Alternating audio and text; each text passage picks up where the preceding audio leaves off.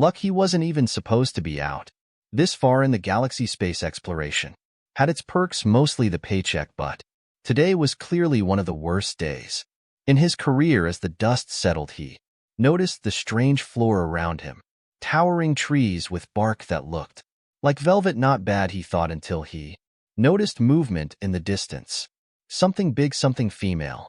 Great, Rex muttered, watching the figures approach. Giant curvaceous women, each standing at least 10 foot tall, all moving with a purposeful gait. They surrounded him in moments, their faces full of intrigue. Their leader, an even taller woman with vibrant tattoos, stepped forward. Eat PSSIES or die, she said. In broken galactic basic, her voice booming. Rex blinked, sure he'd heard that wrong. A what? PSSIES or die, the leader repeated, nodding as if this was an entirely normal request. Okay, whoa. Whoa. Rex put his hands up, backing away slightly. I'm not sure what kind of kinky stuff you're into, lady, but the women seemed confused by his hesitation. They looked at each other and murmured in their alien tongue. Rex's mind raced, trying to figure out if this was a prank, a dream, or maybe some bizarre alien culture he'd landed in the middle of, but they didn't seem hostile. Yet the leader pointed to a basket that one of the other women was holding. Rex glanced over and saw it was filled with what looked like fruits shaped like small fuzzy animals with long tails. They vaguely resembled cats. Eat PSSIES, Bader said again, more insistently. Rex's jaw dropped, though they meant actual PSSIES. Not what he was thinking. He tried to stifle a laugh, but it came out as a snort, which only made the women look more confused. Right, of course, PSSIES, you want me to eat these a little things? He grabbed one of the fruits from the basket and inspected it. It was oddly soft, furry. Even he was about to take it bite when the leader interrupted him. Or die, she reminded him, completely dead hand. Yeah, I got it, Rex muttered, not like he had a lot of options. He wasn't about to test how serious they were about that whole die part. With a deep breath, he bit into the fruit. The juice exploded in his mouth, sweet and surprisingly tasty, though the texture was a little off-putting. He chewed slowly, trying not to think too hard about the fur. The women cheered. Rex wiped his mouth, still not entirely sure what had just happened. Congratulations, human, the leader said, grinning wide. Now you live well. That's good to hear, Rex mumbled. He looked around at the circle of giant women, all of them now watching him with a strange mixture of adoration and expectation. So, what's next? Is this the part where you sacrifice me or make me your king or something? The leader tilted her head, not understanding the joke. Next, you prove your worth. Rex raised an eyebrow. Prove my worth? How exactly? The leader's grin grew wider. By passing the trials. If you fail, she drew a finger across her neck, a gesture he definitely understood. Great, Rex muttered. Of course there are trials. Why wouldn't there be? One of the other women, a muscular giant with a playful glint in her eye, stepped forward and handed Rex what looked like a spear. He looked at it, then back at her. Let me guess, hunt something, fight something, tame a space dragon? The leader chuckled. Soon, human. Soon, Rex sighed. Can't wait. As the women began to lead him deeper into the jungle, Rex couldn't help but reflect on the absurdity of his situation. Less than an hour ago, he was coasting through space, minding his own business. Now he was eating alien fruit and about to participate in some deadly alien ritual for survival. At least the view wasn't bad.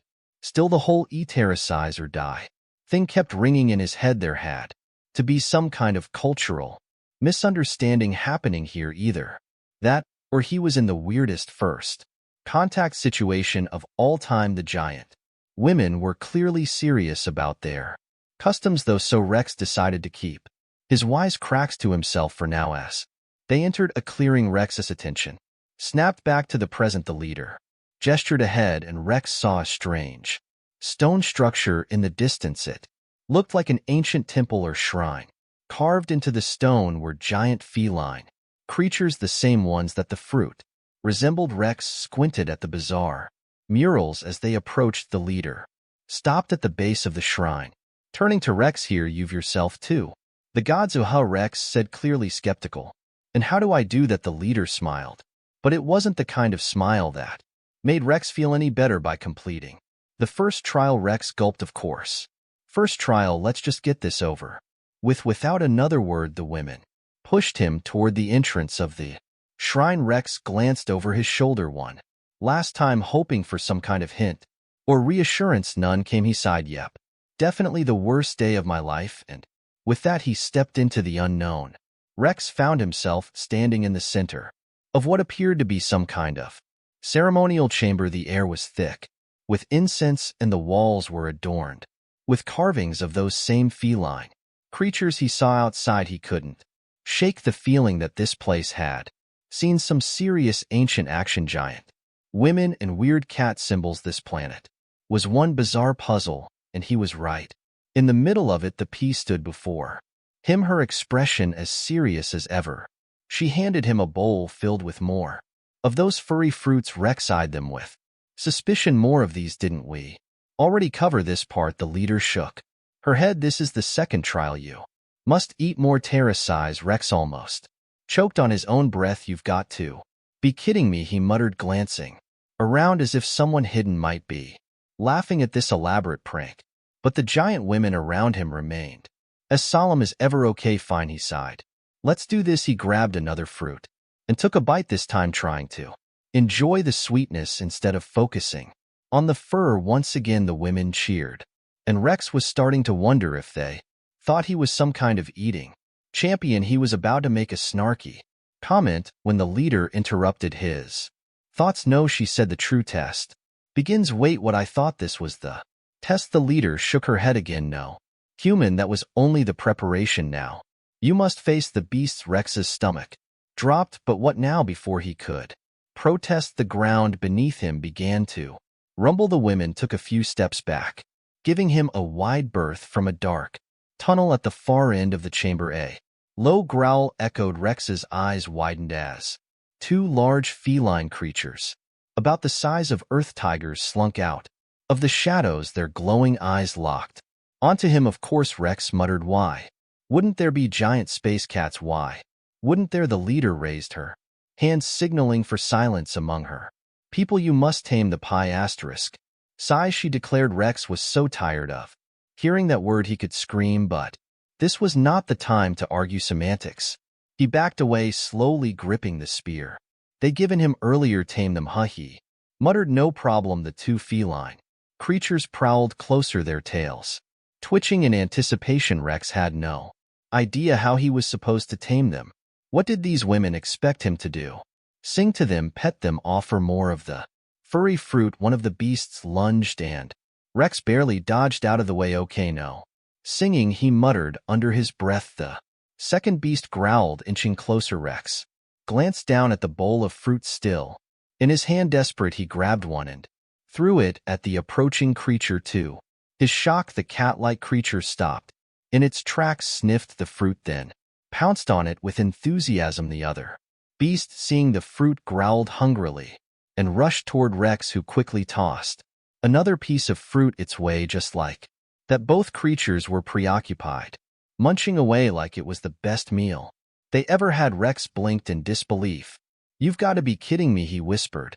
That actually worked. The women erupted into cheers once more, clapping and shouting in their native tongue. Rex stood there, still holding the empty bowl, wondering how in the galaxy he had just pulled that off. The leader approached him, beaming with approval. You have passed the trial of the beasts, human, she said. You are worthy. Rex wiped the sweat from his brow, still a bit shaken by how close he'd come to becoming lunch. Yeah, sure, he muttered. Worthy, that's me. The leader gestured for him to follow her out of the chamber. As they exited, the other women continued to cheer, some even bowing slightly in reverence. Rex, still baffled by everything, managed a half-hearted wave. He was starting to get used to being their hero, even if he had no idea what he was doing outside the shrine. The leader stopped and turned to face him. There is one final trial you must face, human. Rex groaned inwardly. Of course there is, but first, she said, her tone softening, we celebrate your victories. She gestured toward the horizon, where a massive bonfire was being prepared by other members of the tribe. The smell of roasting meat filled The air and Rex's stomach growled in. Response, he said, trying to keep the sarcasm out of his voice. I could get used to this whole hero treatment, just don't ask me to eat any more terror-size. Okay, the leader chuckled, a deep resonant sound that surprised him. No more of that, she assured him, but you will face the queen. The queen? Rex raised an eyebrow. And who or what is that? The leader didn't answer, but the mischievous glint in her eyes didn't make Rex feel any better. He resigned to whatever madness awaited him. Next, Rex leaned back, enjoying the warmth of the bonfire as the tribe celebrated his so-called victory. The giant women sang, danced, and feasted completely. Engrossed in the festivities for a moment, he allowed himself to relax, taking in the surreal scene. It wasn't every day you got crash-landed on a planet filled with towering women who worshipped you for eating fruit and tossing snacks at overgrown house cats. He tore into a piece of roasted meat, his hunger finally catching up with him. The food was surprisingly good, and for the first time since landing here, Rex wasn't worried about imminent death. If this was what it took to pass their trials, maybe the next one wouldn't be so bad. The leader sat beside him, watching the fire. With a calm expression, Rex cleared his throat. So about this queen, what's the deal? Am I going to have to fight some giant alien warrior, or is it another round of weird tests with furry creatures? She smiled slightly, but her eyes gave nothing away. You will see soon enough. Human? Yeah, that's what I was afraid of, Rex muttered, taking another bite of meat. He wasn't sure if her cryptic responses were supposed to comfort him or just keep him on edge. Either way, he knew he wasn't out of the woods yet. After what felt like hours of celebration, the leader stood and raised her arms. The crowd fell silent instantly, all eyes on her. It is time for the final trial, she announced, her voice carrying over the crackling fire. Rex stood up, brushing crumbs off his shirt. All right, let's get this over with, he said, trying to sound braver than he felt. He was getting tired of these games, but he also knew there was no way around it. If he wanted off this planet alive, he had to play along. The women gathered around him as the leader led them toward a large, dome-shaped structure just beyond the village. It was covered in vines and glowing symbols, much like the shrine he'd seen earlier, but this place had an air of mystery that made his skin prickle. As they approached, the leader stopped at the entrance and gestured for Rex to enter alone. The queen awaits inside. Rex took a deep breath. Here goes nothing. Stepping into the dark chamber, he blinked a few times to adjust his vision. The air was cool and smelled faintly of flowers. As his eyes adjusted, he saw something massive lying in the center of the room, something that was definitely breathing. Rex froze. The giant mass moved, and what he initially thought was some kind of monster turned out to be a giant fluffy cat. Its first shimmered in the low light, and its golden eyes locked onto him with lazy curiosity. The creature stretched, rolling over onto its back like a house cat, begging for belly rub. Rex stood there dumbfounded. You've got to be kidding me. This was the queen, a giant overgrown feline lounging in a temple after everything he'd been through, facing down beasts, enduring the weirdest rituals. This was it. He could barely contain his laughter. The absurdity of it all hit him at once, and he let out relieved, somewhat hysterical chuckle. The cat yawned, showing off an impressive set of teeth, but it didn't seem interested in him as anything more than a passing curiosity. Rex relaxed, realizing that the final trial wasn't some epic battle. After all, it was a glorified meet and greet with the trib's oversized petal. Right, big girl, Rex said, approaching cautiously. Let's get this over with. The queen purred, the sound vibrating through the chamber as Rex reached out and awkwardly scratched behind its ear. The cat leaned into his touch, clearly enjoying the attention. Rex couldn't believe this was happening. He had expected something far more dangerous or dramatic, but here he was giving belly rubs to a space cat the size of a small car. He turned toward the entrance where the leader and the other women watched. From a distance, they smiled approvingly, nodding to each other as if he had passed some great test of character. Rex grinned, feeling like he had just pulled Off the ultimate trick that's it I pet. Your cat, and I'm good, the leader nodded. Solemnly, you have shown great bravery. Human, you are now one of us. Rex almost burst out laughing but managed to keep it in check. He gave the queen one last scratch before stepping back. Well, I guess that's one way to earn your place in the tribe. The women cheered once more, and Rex couldn't help but feel a sense of triumph, not because he had done anything particularly heroic, but because he had survived through sheer dumb luck and a bit of charm. As they led him out of the chamber and back into the village, Rex glanced around at the towering women, who now treated him like some kind of legend. He still couldn't believe how this day had turned out, but at least it wasn't boring. The leader approached him one final time, placing a hand on his shoulder. You have completed the trials. Human, you are free to leave or stay if you wish. Rex raised an eyebrow. Stay, you mean with all of you? She smiled.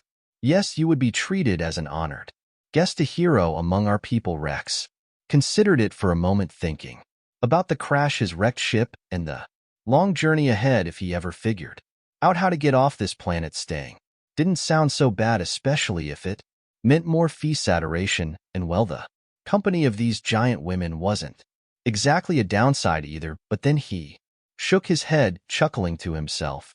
Thanks for the offer, but I think I've had enough excitement for one lifetime. The leader nodded, though there was a hint of disappointment in her eyes. Very well, human, you are always welcome here. As Rex walked back toward the remnants of his ship, he glanced back at the tribe one last time. They waved and cheered as if he were some kind of mythical hero.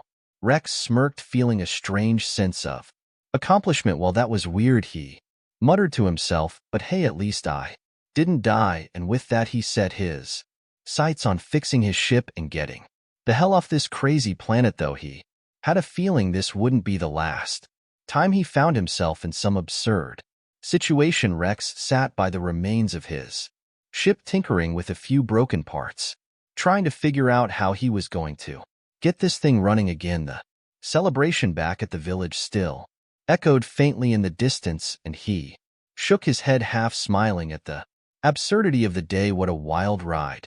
Crash landing on a planet full of giant women who thought he was some kind of savior because he could eat weird fruit and play nice with their overgrown pets.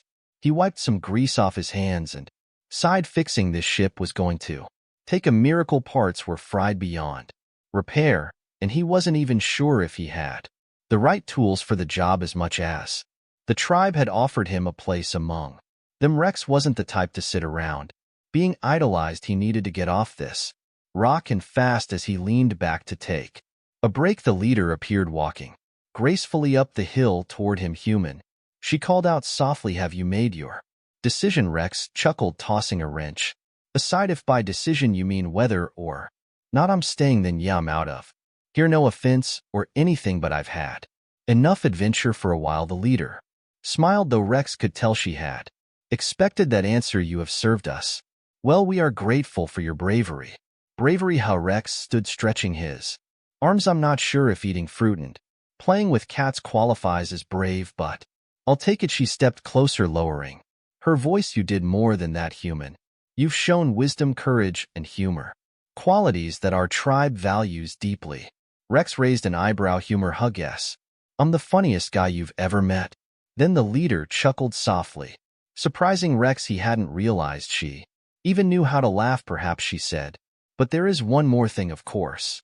There is. Rex muttered, what now? She hesitated for a moment, her expression serious again. The queen, she has taken a liking to you. Rex blinked, unsure of what to make of that. The cat, the giant fluffy one that just wanted belly rubs. What do you mean she's taken a liking to me? The leader's eyes twinkled with something Rex couldn't quite place. It is rare for the queen to bond with an outsider. She has chosen you. That is why I came. We offer you a final gift. Rex crossed his arms, curious now. A gift? What kind of gift? She motioned behind her, and two of the tribe members appeared, carrying what looked like a small, intricately carved box. They placed it in front of Ree and opened it. Inside was a strange glow, orb pulsing with a soft, warm light. This, the leader said, is a token of the queen's favor. It will protect you on Your journey wherever that may lead. Rex squinted at the orb, unsure whether he should be grateful or